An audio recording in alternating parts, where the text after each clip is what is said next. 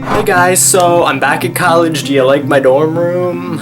Just kidding. I actually came home. Classes started already, but I came back the first weekend because it's Labor Day, okay? And there's like a 4-day weekend, and I didn't want to be having sleepless nights at Ithaca because, okay, I was in my apartment for 2 days, and do you know what I saw in the bathroom? I flicked on the light. I was like, oh, let me relieve my bladder. Started peeing, and what did I see in the corner? The biggest scorpion of my life. It wasn't really a scorpion, it was a house spider, but it was the biggest house spider I have ever seen. So what did I do? I pulled a sword out of the stone, I wielded it, and I sliced off the spider's heads. It had many heads, and my friends had joined in the fight with me. A few of them didn't escape with their lives. Let's have a moment of silence for them right now.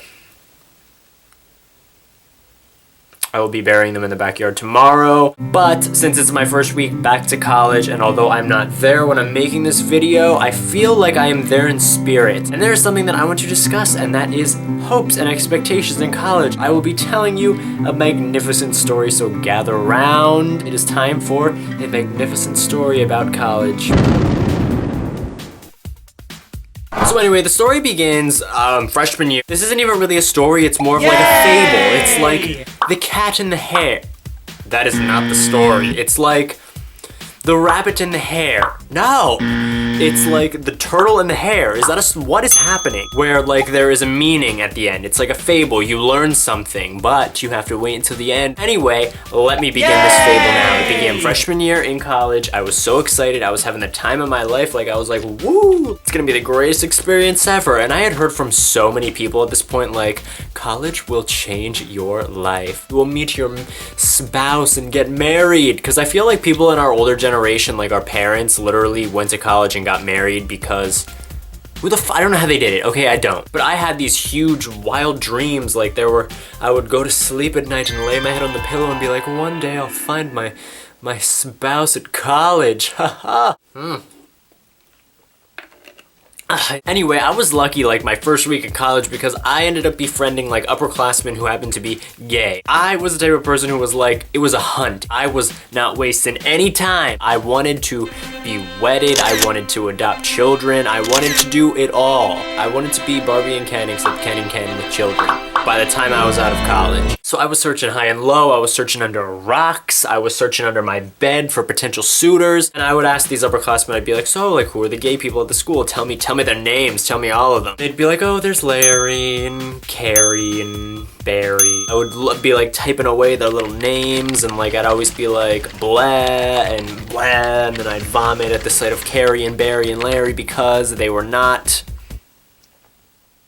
Maybe they had a nice personality. Anyway, like the list kept going on and on. I was literally crossing off like 1,000 people. I was like, I'm going to be forever alone. My dreams are failing. They're crashing and burning. But they got to the end of this list. They were like, well, there is this one guy. And I was like, tell me his name. They were like, oh, but he turns a lot of people down. They told me his name. His name was Matt. I looked him up. And when I looked him up, heavens opened up from above. Angels came down and started dancing with me around the computer as I stared into the beauty that was Matt. After like I had found this person, I added him on Facebook and I didn't dare message him. I was too nervous. Like I was like a little boy who was like, oh my God. Like, anyway, after I learned about this Matt person and I realized that I had just seen the second coming of Christ in Guido form, I was invited by these upperclassmen to this event called the Gay Mafia. The Gay Mafia. I should probably whisper it because it's the secret event, the secret society. It's like this combination of Cornell and Ithaca and all the gay people. Everyone like goes to this secret location that they release like a day in advance. What are you being so secretive about?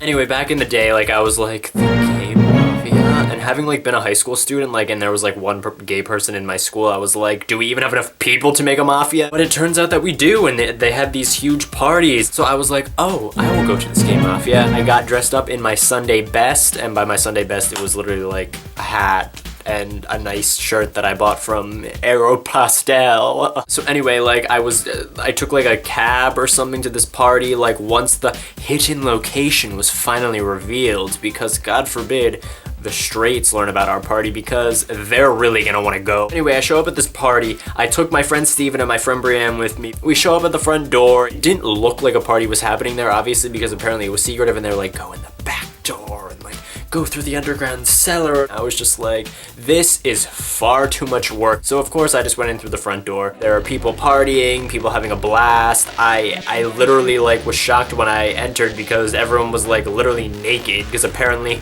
we're in the Garden of Eden or something. I don't know. Clothes apparently weren't invented yet. The thirst, like you would think, I'm spitting everywhere. You would think these people spent 30 days and 30 nights in the desert wandering around trying to drink juice from cactuses. That is how thirsty everybody is. There are people like bashing and being like, where? I need a hookup. Like, somebody come.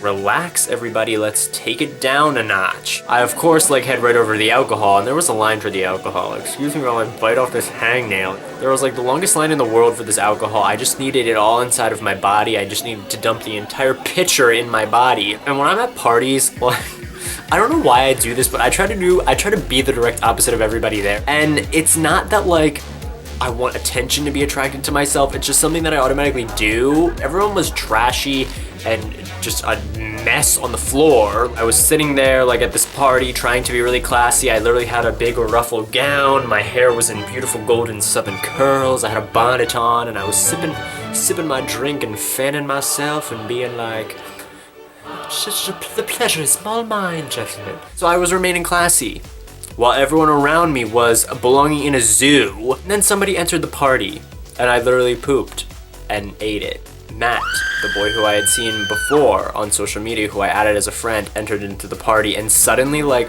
I could have sworn I was swept up into, like, it was Twilight. I was Bella Swan. I was captivated in this mind-blowing romance all of a sudden, and like my Southern Belle exterior just ended. I like literally fell to the floor at his feet and went up and down. Like I literally treated him like he was a pharaoh. I don't know if that was an appropriate analogy.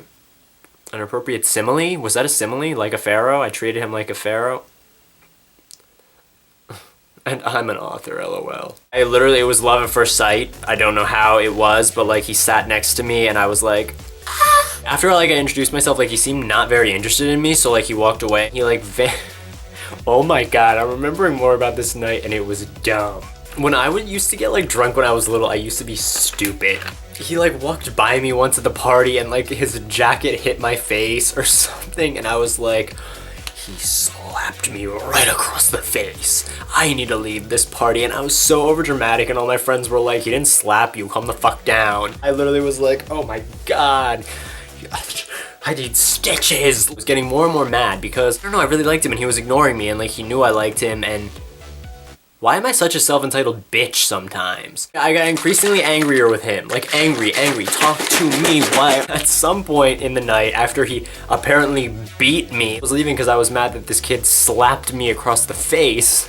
He emerged and he was like, hey, do you want to come back and hang out at my house? And I was like every bit of anger that I had that he had slapped me across the face evaporated because he wanted me to go home with him and hang out with him. I had come to the party with Steven and Brienne, and I ended up leaving Steven literally in the dust. I don't even know where he was, but like I was like, bye, leave him with this mad kid. My friend Brienne was like running after me like, wait, stop, I'm coming too. I look like garbage. I look like I just came from the gay mafia. I cannot help it that I abandoned Steven at the party. He was mad at me for like a day or two, which I understand why he was mad, but you know what? I would have followed this Matt kid to the depths of hell. So Steven ended up fending for himself at that party. Like, I don't know, like a bunch of gay people kidnapped him and put him in a trunk of a car. Something weird happened with him. I don't even know how he survived. Me and Brienne ended up going to this Matt kid's house, and I don't know why he brought us there, because immediately he was like, going to bed, bye. And I was like, why did you bring us here? Once again, the anger rose up in me, and I remember that he slapped me across the face and I was mad again, but like he already left like the second I got there and went into his room. He had like 3 channels on his television in like his living room, and I was like dying of hunger, so like he was like a big Guido type guy, and he lived with a bunch of guys like that, and I need to burp. He lived with a bunch of guys, like, it's coming. he lived with a bunch of guys who were just like him, where I was like, they're going to have like so much food for me to eat. So me and Brienne, because we were being neglected, started rummaging through his refrigerator, and we like opened the door, and like, what did we see? We saw like protein powder and a jar of pickles, and I was like, who is this? What? Where am I? Eventually, like, Matt came out of his room and dressed in like whatever he was wearing in bed, like his pajamas or whatever, and he was like, you know, you can come sleep with me. And like, I like looked over at Brienne and I was like, is he talking to me or you? She was like, I think he's talking to you, and confetti rained down around me. It was me. It was The Price is Right. Like, I was chosen for The Price is Right. Like, they called my name. I was like running down, like hitting everyone's hands, like high-fiving everyone as I was going into his room. I ditched everybody that night, and I did not care. It was the beginning. It was the first chapter of my love story. Like, come on, guys. The rest is still unwritten. So he invited me into his room. We were like laying together. Like, I was like, we're gonna cuddle. We're gonna be in love. Maybe we'll bring a priest in. Maybe Brienne can get her priest license and she can marry us on the spot. But did that happen? No. And this is where the fable, moral, comes into the story. I'm pretty sure, based on the fact that I was in his bed and he really didn't want to talk that much, he just thought that I was going to hook up with him. So like, I was like, I'm not gonna hook up with you. And immediately he was just like, well, then I'm going to bed. And I was just like, shall I sing you a lullaby? And at the time, like, I was wearing so much fake tan because, like I told you, I wanted to be a Guido. It got all over his sheets, all over his pillowcase, all over everything. And I was just like, you know what? He deserves this. I was literally the biggest fuck because, like, he was trying to go to sleep for the longest time, but I was not letting my love story end here. Like, I was going on, and I was like, I wanted a piercing here because you had a piercing here. And he was just like, what the fuck is wrong with you? Like, he didn't say that. He was just like, oh, you're flattering me, bro. And I was just like, okay, sorry. I put on a hat, and my mom was like, what kind of pizza do you want? So I needed to go down, and I needed to figure that out, but, my battery's gonna die too. Now we're getting to the juicy meaning of this story, guys. A message to all of you people out there who think that boys, in college especially, whether you're a girl, whether you're a guy, whether you're a lesbian, I don't even know, people in college are only going to be looking for hookups. Anyway, going back to that, we talked for a really long time. I thought that I was in love. He definitely was not in love. He just wanted to hook up with me, and I gave him my number. And I was like, oh yeah, here, take my digits, boy. And he was like, yeah, like, I'll definitely, like, text you. I'll definitely get back. Like, I really like talking to you. I feel so comfortable around you. He gave me a nice big hug, and he was like, I'll see you really soon, okay? And I was like, yeah. And then I just floated away as Cupid's arrow was stuck in my asshole. The entire next weeks, the following weeks, I waited by my phone like this. Every single text message, I was like, and every single time, do you know who it was? My mom being like, is your shower caddy broke yet? And I was like, Mom.